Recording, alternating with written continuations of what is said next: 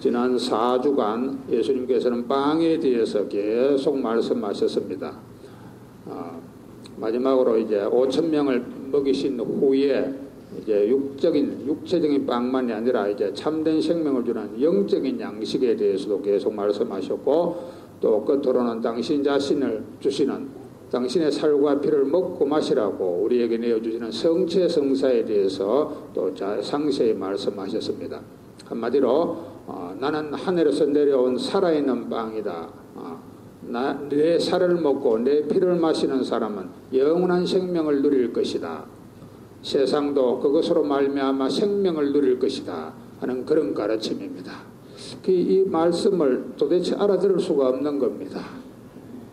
어떻게 사람이 자신의 살과 피를 우리한테 사람 보고 먹고 마시라고 하는가, 도대체 알아들을 수가 없는 겁니다. 그래서 오늘 복음에 많은 제자들, 12제자 말고 많은 다른 제자들도 있었습니다. 루카복음에 보면 72제자라고 나와 있습니다. 그래서 12제자 말고 또 예수님을 따르던 많은 제자들이 있었는데, 제자들 가운데 많은 사람이 예수님께서 말씀하시는 것을 듣고서 이 말씀은 듣기가 너무 거북하다, 귀에 거슬리기도 거슬리고 듣기도 거북하고 알아들을 수도 없다는 겁니다. 그래서 그 중에 많은 이들이, 예수님의 제자들 중에 많은 이들이 예수님을 떠나갔다고 합니다. 일반 백성도 아니고 일반 신자도 아니고 어떻게 제자들 가운데서 많은 사람이 떠나갈까? 왜 그렇게 했습니까? 도대체 알아들을 수 없고 또 모진 말씀이라는 겁니다. 그런데 예수님께서는 사람들이 알아들을 수 있는 말만 가르칠 수가 없는 겁니다. 예수님께서 세상에 영원히 계시다 하면 조금씩 사람이 알아들을 수 있도록 조금씩 지인도 나가면 되겠지만, 예수님은 평생 계실 수도 없고 3년 공생활 마치시고 얼른 또 하늘로 가셔야 되는데, 그래 짧은 시간에 많은 걸 미리 말씀을 하셔야 되는 겁니다. 알아듣든지 못 알아듣든지 일단은 진리의 말씀을 가르쳐야 되는 겁니다. 미리 가르친 겁니다. 어떻게 보면 지인도가 좀 빨리 나간 것이죠.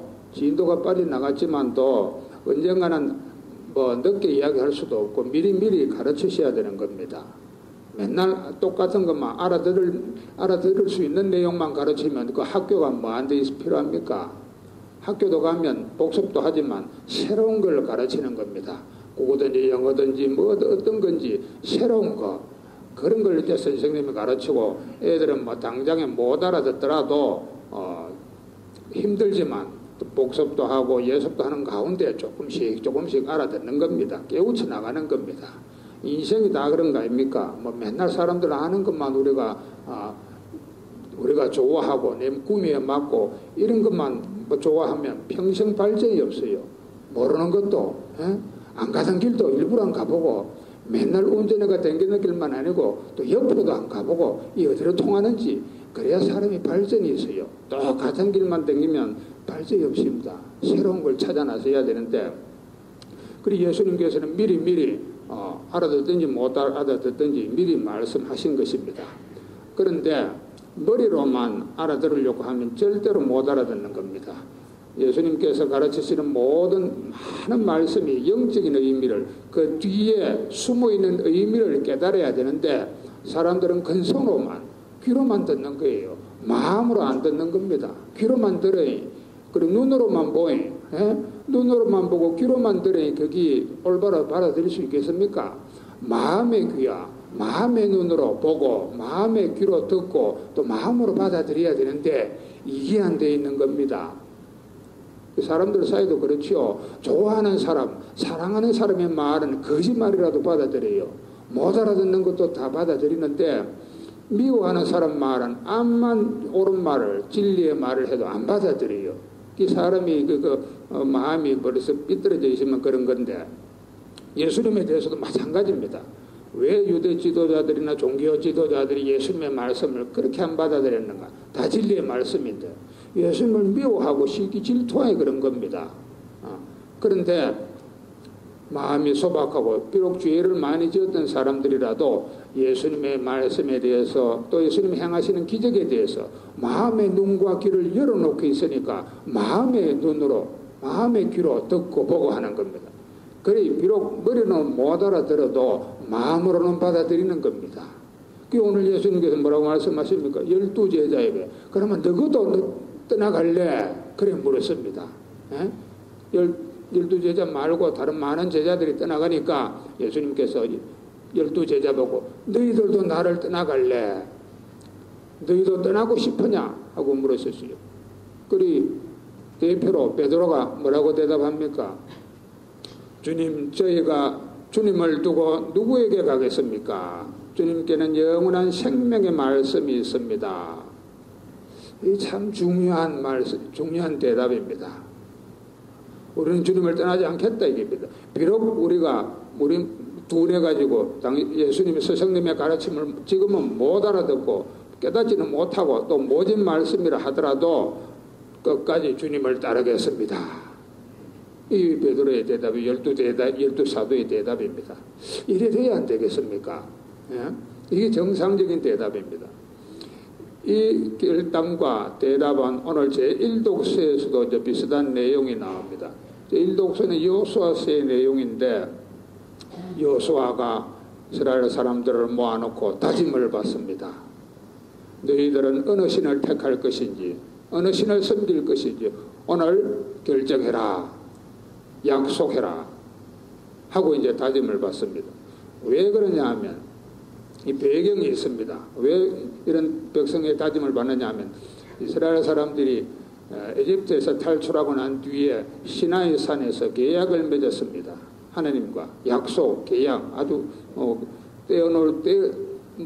끊어버릴 수 없는 계약인데 하나님과 계약을 맺었는데 이스라엘은 하나님의 백성으로서 하나님만을 섬기고 또 하나님은 이스라엘의 하나님으로서 이스라엘을 보호하고 이스라엘을 적들에게서 지켜주신다. 복을 내려주신다 하는 그런 계약입니다. 그리고 계약의 법이 이제 10계명입니다. 그걸 엄밀히 약속을 했습니다. 이제 가나안 땅을 이제 차지했습니다. 여호수아의 인도하에. 이제 가나안 땅에 들어가서 이제 본격적으로 이제 위험이 생기는 겁니다. 시나이 산에서는 딴 신이 없었는데 이제 가나안 땅에는 아주 위험한 신이 있어요. 물질의 신입니다. 먹고 사는 문제에 걸리는 문제니까 이거보다 더 아주 지독한 유혹이죠. 먹고 사는 문제, 물질의 신이니까 그런 위험이 항상 있었습니다. 가나안 땅은 젖과 꿀이 흐르는 가나안 땅이라고 합니다. 그리고 풍요다산의 신이 있다 이 말입니다. 그 신을 섬기면 온갖 물질과 풍요다산을 준다 이겁니다. 그리고 모두가 쉽게 물질의 신에 빠져들게 되어 있었던 겁니다. 이제 가나안 땅을 이제 차지했으니까 이제 여호수아는 계약을 갱신하는 겁니다. 너희들은 어느 신을 택할 것인지 선택하여라. 나와 우리 집안은 조상들의 하나님을 섬기겠다. 너희는 어느 신을 섬길 것이냐? 아모리족의 신을 섬길 것이냐? 가나안인들이 섬기던 풍요다산의 바알 신을 섬길 것이냐? 오늘 선택하라 하고 이제 다짐을 받습니다. 그자 백성들이 뭐라고 대답합니까? 다른 신들을 섬기려고 주님을 저버리는 일은 결코 우리에게 없을 것입니다. 우리를 에집트에서 건져내 주시고 10가지 재앙으로 우리를 구원해 주시고 또 시나이 광야에서 물을 주시고 또 먹을 것을 주셔서 이 가나안 땅을 우리에게 주셨는데 우리가 딴 신을 섬기다니 될 법이나 한 말입니까? 우리도 하나님만을 섬기겠습니다 하고 다짐을 받습니다. 그런 약속을 하는데 그때 뿌이고 이제 살면서 하나님을 버리고 이 풍요다산의 신을 섬기게 됩니다. 혹은 하나님과 이 물질의 신을 동시에 섬깁니다. 양다리 걸치는 겁니다. 그래서 평생 앞으로도 계속 그렇게 살아갔고 결국은 시리아와 바빌론 대제국에 의해서 완전히 멸망하게 됩니다. 그런 약속 오늘 시겜에서 여호수아가 백성들에게 다짐을 받습니다.